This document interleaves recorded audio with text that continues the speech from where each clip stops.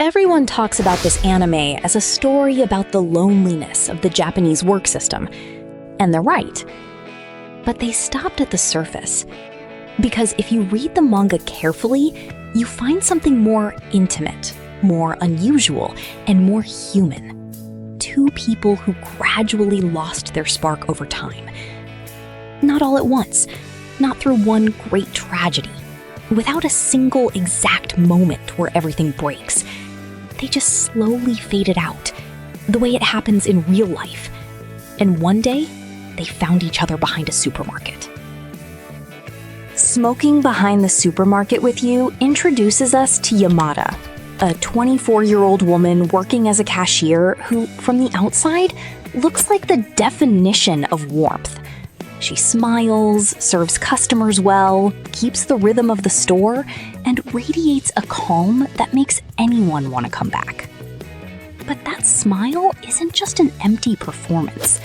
The manga shows it as a way of holding herself together. Yamada isn't faking it out of manipulation or deceit. She's fulfilling a role she learned to build in order to survive, in her job, in her routine, and she does it well. Because it matters to her to do it well. She's been working at the same place for 5 years. 5 years serving customers who don't always deserve it. And at some point, exactly 5 years ago, something changed in her. Yamada had ambitions. She wanted to grow, to move up, to go further in her career. She wasn't a girl who settled. She was a girl with goals. But something happened. Something the manga reveals gradually, and that version of herself got put away. She faded out without anyone really noticing. There's a line in the manga that says it better than any analysis could. The Yamada from 5 years ago would never forgive me. That's not resignation, that's guilt. And there's an enormous difference between the two. But here's something important. And this is where my reading differs from most analyses out there. Yamada doesn't hate her job. She's not trapped in something she despises. She's trapped in a reduced version of herself. The kind cashier is real, but she's not everything Yamada is. To breathe, to exist outside that role, Yamada built something. A space, an alter ego. Behind the supermarket, away from the uniform, Tayama appears. A girl in a leather jacket, a relaxed attitude, and an invented name. Tayama doesn't erase Yamada. She completes her. She's the part of her that doesn't need to smile if she doesn't feel like it. The part that can speak honestly, make mistakes, show up unfiltered. And that's what's most interesting about this character. She's not split in two by a lie. She's divided because she learned that the world asks different things of her in different places. And she found a way to give the world what it needs without completely losing herself. It's there, in that space behind the supermarket, that Sasaki appears. Sasaki is 45 years old at the start of the story. He's a salesman. And before he started fading out, before he sank into the routine that consumes him, that job meant something to him. It doesn't need to have been his great lifelong passion. It's enough to understand that at some point, working wasn't just surviving. It was feeling useful, having pride, doing things well, and having that matter. But the routine, the boss who yells, the days that repeat without reward, all of it eroded something in him. Not all at once, little by little, in the same quiet way that things fade out when nobody tends to them. And Sasaki doesn't present himself as a dramatically broken man. That would be easier to read. He presents himself as something sadder, a man who's been dimmed. That's worse, because when something breaks, you can identify the moment. But when something fades out, you often don't realize it until much later. One day you look back and understand that you hadn't wanted anything in a long time. You weren't fighting for anything anymore. You were just getting through the days. Sasaki is in that place. His routine holds together on very little. The possibility of seeing Yamada at the register at the end of the day, the relief of a cigarette, and the walk home. It sounds like almost nothing, but for someone emotionally exhausted, sometimes that's just enough to keep functioning. Sasaki doesn't need a revolution. He needs something that reminds him he's still alive. The cigarette in this manga isn't a vice, it's a bridge. Behind the supermarket, there are no hierarchies. No uniforms, no titles, no customer and employee in the strict sense. There are just two tired people sitting in the same spot, starting to talk for real. That's the true heart of the story. Tayama, who is really Yamada, challenges him, teases him, listens to him. She doesn't talk to him like a polite cashier or someone fulfilling a duty. She talks to him like one person talking to another person. And for Sasaki, that's new, because it's been a long time since anyone looked at him that way. On Yamada's side, something different but equally important is happening. Sasaki is the customer who notices her effort, the man who comes back, the one who genuinely says thank you, the one who finds real value in her smile and gives that gesture actual human weight. He doesn't idealize her emptily. He gives her back the feeling that her work still touches someone's life. And this is something I want to point out, because I rarely see it in other analyses. Yamada isn't alone. She has coworkers, friends at work, connections. The deeper isolation belongs to Sasaki. But what Yamada was missing wasn't company. It was recognition. Someone who could see her beyond the uniform.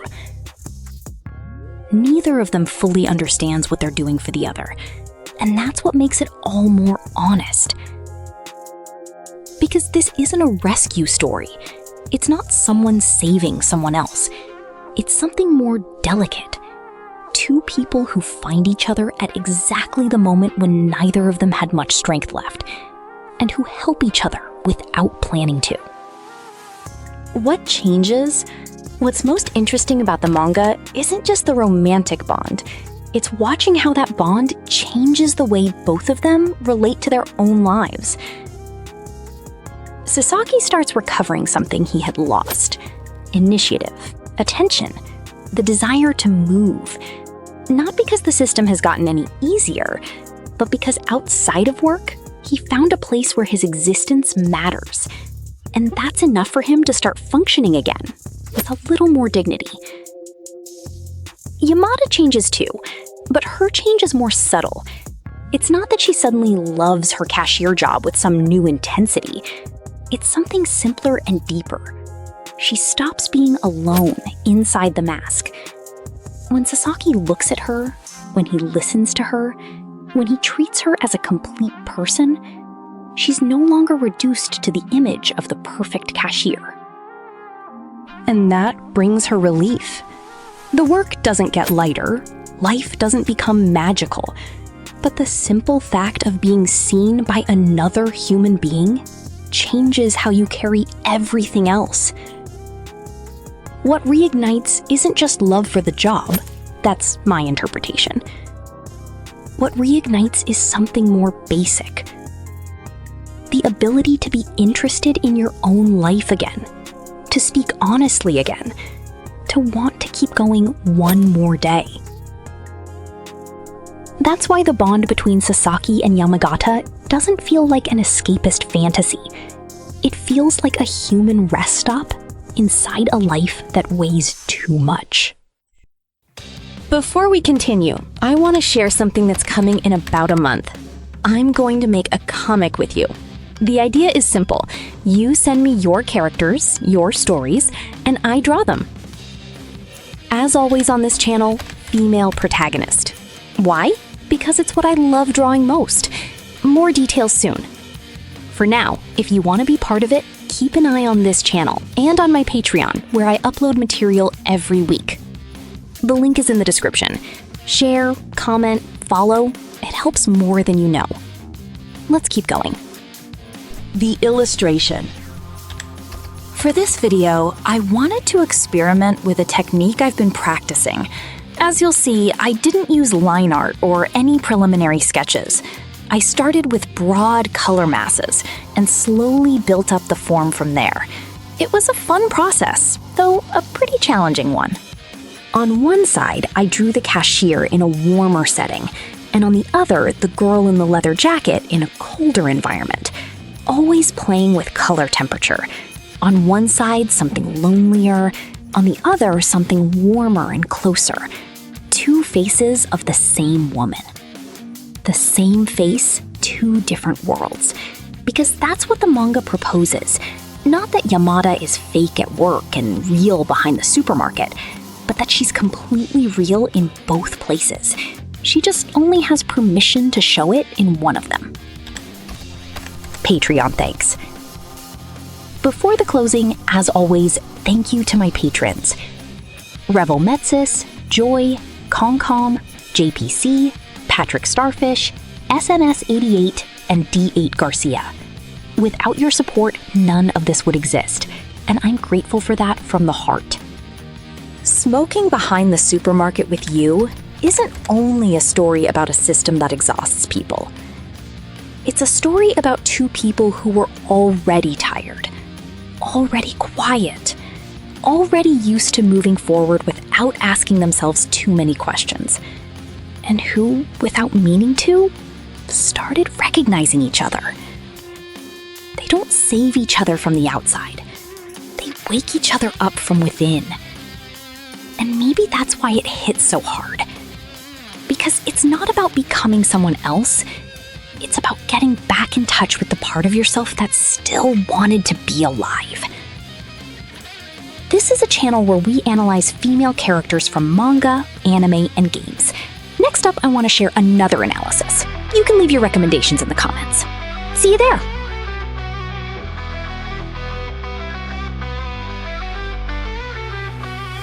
Manos manchadas.